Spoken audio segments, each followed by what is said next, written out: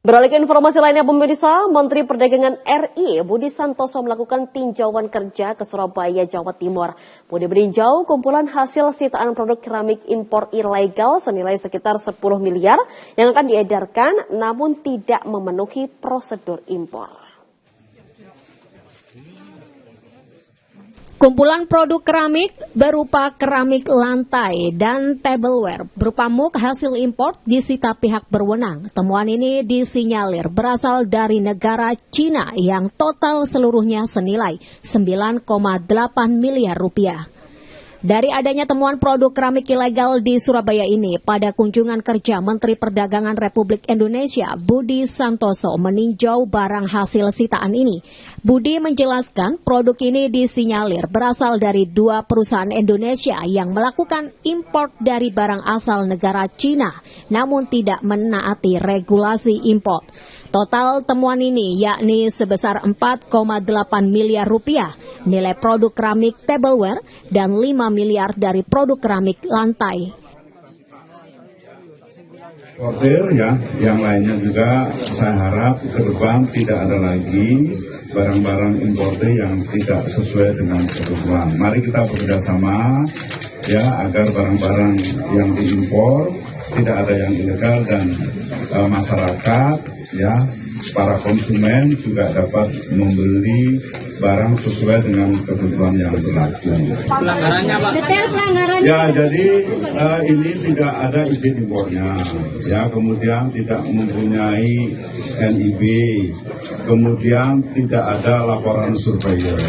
Ya, laporan surveyor. Nah, itu kan ketentuan itu harus terpenuhi. Kenapa? Karena yang pertama, kalau impor prosedurnya harus jelas. Ya, yang kedua, barang-barang yang diimpor ini harus memenuhi standar. Nah, kalau dokumennya nggak ada, laporan supplier nggak ada, NB nggak ada, kita nggak tahu ini terstandar atau tidak.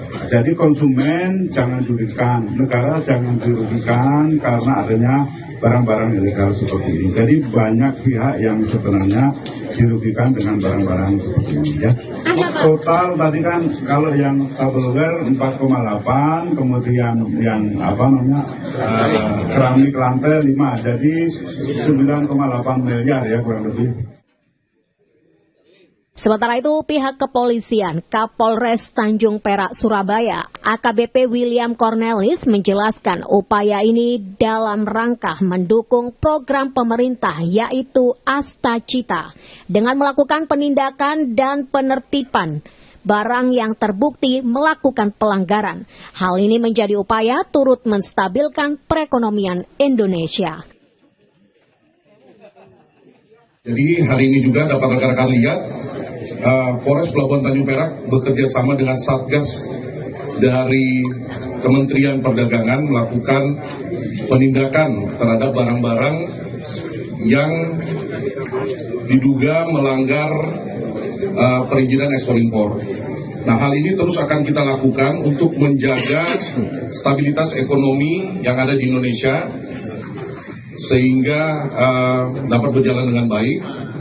Dan ini juga kolaborasi ini akan terus tetap berjalan dan kami juga mengizinkan Bapak Menteri, kami tetap mohon petunjuk arahan dan terus bekerja sama dalam rangka melakukan penindakan-penindakan terhadap pelanggaran-pelanggaran tersebut. Terima kasih.